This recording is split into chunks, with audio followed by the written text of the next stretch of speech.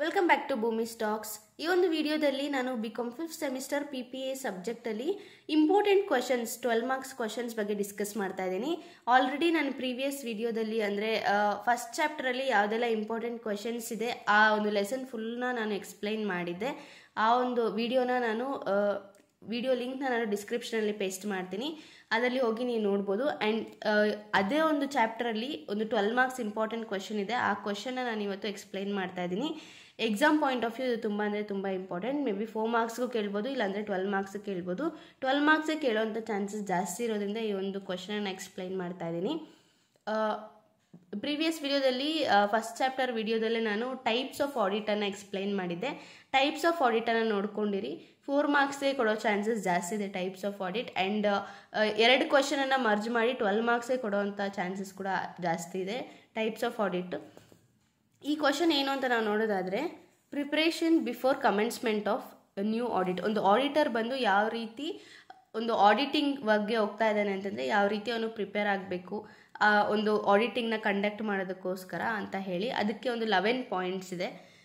First point ಅದರಲ್ಲಿ obtaining the letter of appointment.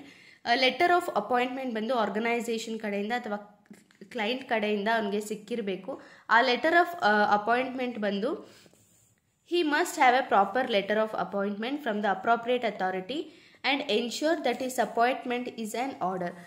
ಆ ಒಂದು ಅಪಾಯಿಂಟ್ಮೆಂಟ್ ಬಂದು ಅವನಿಗೆ ಆರ್ಡರ್ ಥರ ಇರಬೇಕು. And further if he has been appointed in the place of another auditor, for ಎಕ್ಸಾಂಪಲ್ಗೆ ಒಂದು ಆಡಿಟರ್ ಬಂದು ಆ ಕಂಪನಿಯಲ್ಲಿ ಆಡಿಟ್ ವರ್ಕ್ ನಡೆಸ್ತಾ ಇರ್ತಾನೆ, ಆ ಪ್ಲೇಸಲ್ಲಿ ಅವನನ್ನು ತೆಗೆದಾಕಿ ಬೇರೆ ಒಂದು ಆಡಿಟರನ್ನು ಅಪಾಯಿಂಟ್ ಮಾಡಿದರೆ ರಿಟೈರ್ ಆಗಿರುವಂತಹ ಆಡಿಟರ್ ಹತ್ರ ಹೋಗಿ ಅವನು ಇನ್ಫಾರ್ಮೇಷನ್ನ ಕಲೆಕ್ಟ್ ಮಾಡ್ಕೊಬರ್ಬೇಕು. ಅಂದರೆ ಯಾವ ರೀತಿಯಾದ ಇನ್ಫಾರ್ಮೇಷನ್ ಅಂದರೆ ಯಾವ ಒಂದು ಕಾರಣಕ್ಕೆ ಅವರನ್ನು ಆಡಿಟ್ ವರ್ಕಿಂದ ತೆಗೆದಾಕಿದ್ದಾರೆ ಅಂತ ಹೇಳಿ ಇನ್ಫಾರ್ಮೇಷನನ್ನು ಕಲೆಕ್ಟ್ ಮಾಡ್ಕೊಂಡು ಬರಬೇಕು. ಏನು ರೀಸನ್ಸ್ ಏನು ಆ ಚೇಂಜಿಗೆ ಅಂತ ಕಲೆಕ್ಟ್ ಮಾಡ್ಕೊಬರ್ಬೇಕಾಗುತ್ತೆ. ಅದು ಒಬ್ಟೈನಿಂಗ್ ದ ಲೆಟರ್ ಆಫ್ ಅಪಾಯಿಂಟ್ಮೆಂಟ್ಗೆ ಎಕ್ಸ್ಪ್ಲನೇಷನ್ ಆಗಿದೆ. And knowing the nature and scope of his duties. ಒಂದು ಆಡಿಟರ್ ಬಂದು ಆಡಿಟ್ ಮಾಡ್ತಾ ಇದ್ದಾನೆ ಅಂತಂದರೆ ಅವನ ಸ್ಕೋಪ್ ಮತ್ತು ಅವನ ಡ್ಯೂಟೀಸ್ ಬಗ್ಗೆ ಅವನಿಗೂ ನಾಲೆಜ್ ಇರಬೇಕು. He should obtain definite instruction from his client about the nature and scope of work. Therefore, whether he is to do a continuous audit or final audit, whether he is to do the accountancy work or audit work or both.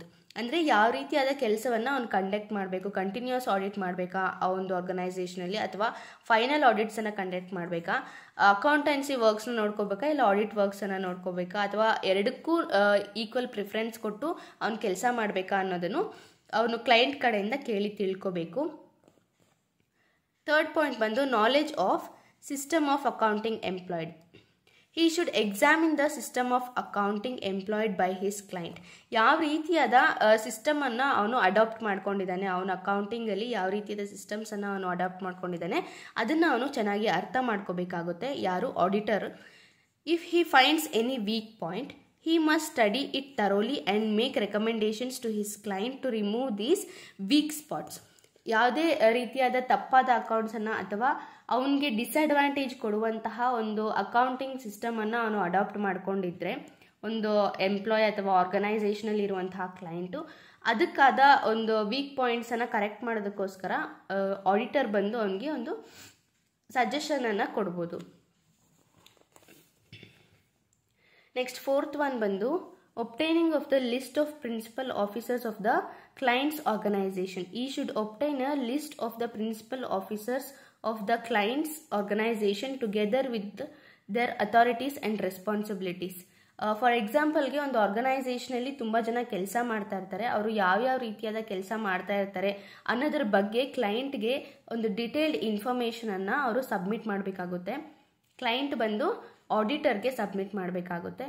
ಆ ಒಂದು ಇನ್ಫಾರ್ಮೇಷನನ್ನು principal officers ಬಗ್ಗೆ ಇನ್ಫಾರ್ಮೇಷನನ್ನು ತಿಳ್ಕೊಳ್ಳೋದು ಒಂದು auditor right ಆಗಿದೆ. Next one ಬಂದು knowledge of internal control in force in the clients business.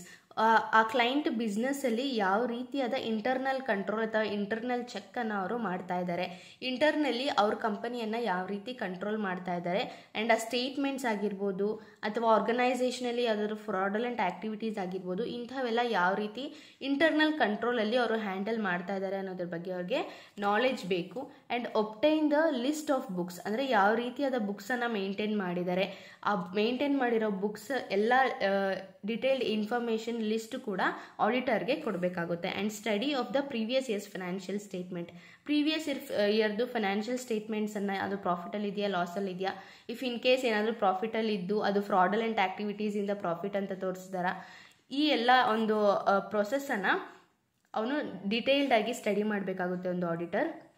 And study of the important documents, for ಎಕ್ಸಾಂಪಲ್ಗೆ memorandum of association, articles of association, ಇವೆರಡನ್ನು ಡಿಟೇಲ್ಡಾಗಿ ಸ್ಟಡಿ ಮಾಡೋದು ಒಂದು ಆಡಿಟರ್ನ ಕರ್ತವ್ಯ ಆಗಿದೆ. And give instruction to the client, ಯಾವ ರೀತಿಯಾದ ಇನ್ಸ್ಟ್ರಕ್ಷನ್ಸನ್ನು ಕೊಡ್ಬೋದು ಅಂತಂದರೆ the book should be closed before audit, ಪ್ರತಿಯೊಂದು ಆಡಿಟ್ ನಡೆಯೋದಕ್ಕೂ ಮುಂಚೆ ಆಡಿಟ್ ಬುಕ್ಸ್ ಎಲ್ಲ ಕ್ಲೋಸ್ ಆಗಿರಬೇಕು, ಅಂದರೆ ಅಕೌಂಟಿಂಗ್ ಬುಕ್ಸ್ ಎಲ್ಲ ಕ್ಲೋಸ್ ಆಗಿರಬೇಕು.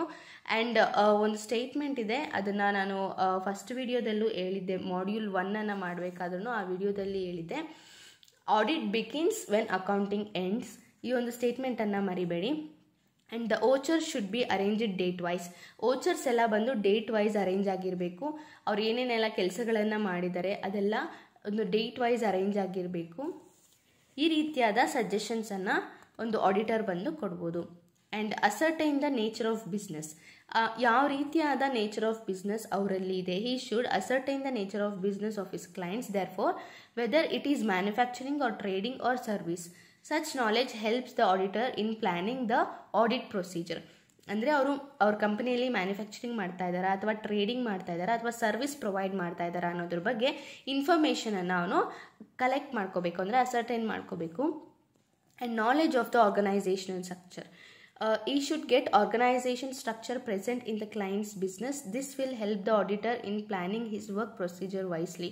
ಯಾವ ರೀತಿಯಾದ ಆರ್ಗನೈಸೇಷನ್ ಸ್ಟ್ರಕ್ಚರನ್ನು ಅವ್ರು ಫಾಲೋ ಮಾಡ್ತಾ ಇದ್ದಾರೆ, ಪ್ರೆಸೆಂಟಾಗಿ ಯಾವ ಅಪ್ಡೇಟೆಡ್ ವರ್ಷನ್ಸನ್ನು ಅವರು ಯೂಸ್ ಮಾಡ್ತಾ ಇದ್ದಾರೆ ಅನ್ನೋದು ಅವನಿಗೆ, ಅಂದರೆ ಆಡಿಟರ್ಗೆ ಡಿಟೇಲ್ಡಾಗಿ ಕೊಡಬೇಕಾಗುತ್ತೆ. ಇಷ್ಟು ಬಂದು ಪ್ರೊಸೀಜರ್ ಅಥವಾ preparation before commencement of new audit by the auditor ಆಗಿದೆ. ಈ ರೀತಿಯಾದ ಒಂದು ಕ್ವಶನನ್ನು ಕೇಳಿದಾಗ ನೀವು ಡಿಟೇಲಾಗಿ ಆನ್ಸರನ್ನು ಬರೆಯೋದಕ್ಕೆ ಹೆಲ್ಪ್ ಆಗುತ್ತೆ. ನಾನು ಯಾಕೆ ಟೆಕ್ಸ್ಟ್ ಬುಕ್ಕಿಂದ ಡೈರೆಕ್ಟಾಗಿ ಮಾಡ್ತಾ ಇದ್ದೀನಿ ಅಂತಂದರೆ, ಸ್ವಲ್ಪ ವೆಬ್ಸೈಟ್ಸಲ್ಲಿ ಅಥವಾ ಸ್ವಲ್ಪ ಇಮೇಜಸಲ್ಲಿ, ಗೂಗಲಲ್ಲಿ ಸಿಗುವಂತಹ ಇಮೇಜಸಲ್ಲಿ ಶಾರ್ಟೇಜ್ ಆಫ್ ಇನ್ಫಾರ್ಮೇಷನ್ ಇರ್ಬೋದು ಅಥವಾ ಬೇರೆ ಒಂದು ಪ್ರಾಬ್ಲಮ್ ಇಂದ ನಾನು ಮಾಡಿಲ್ಲ.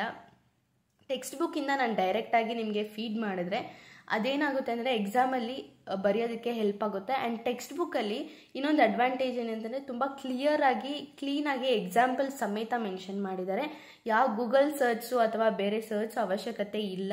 ಅದರಿಂದ ಕೆಲವೊಂದು ಕಾನ್ಸೆಪ್ಟ್ ಎಲ್ಲ ಅರ್ಥ ಆಗದೆ ಇರುವಂತಹ ಕಾನ್ಸೆಪ್ಟಲ್ಲಿ ನಾನು ಗೂಗಲ್ ಸರ್ಚ್ ಮಾಡಿ ನಮಗೆ ಯಾವ ರೀತಿ ಬೇಕೋ ಆ ರೀತಿ ಅರ್ಥ ಮಾಡಿಕೊಂಡು ನಾನು ನಿಮಗೆ ಫೀಡ್ ಮಾಡುವಂತಹ ಕೆಲಸವನ್ನು ಮಾಡ್ತೀನಿ. ಬಟ್ ಈ ಒಂದು ಸಬ್ಜೆಕ್ಟ್ ಬಂದು ನ್ಯಾಚುರಲಿ ನಮ್ಮ ಸುತ್ತಮುತ್ತ ನಡೆಯೋದ್ರಿಂದ ಈ ಒಂದು ಸಬ್ಜೆಕ್ಟ್ಗೆ ಆ ರೀತಿಯಾದ ಅವಶ್ಯಕತೆ ಯಾವುದೂ ಇಲ್ಲ.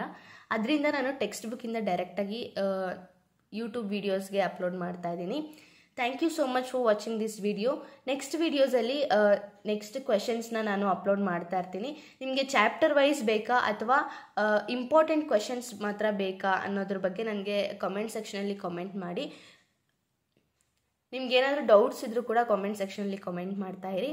Thank you so much for watching this video. If you like the video, please do like, comment, share, and don't forget to subscribe my channel. Let's meet in our next video. Until then, bye bye.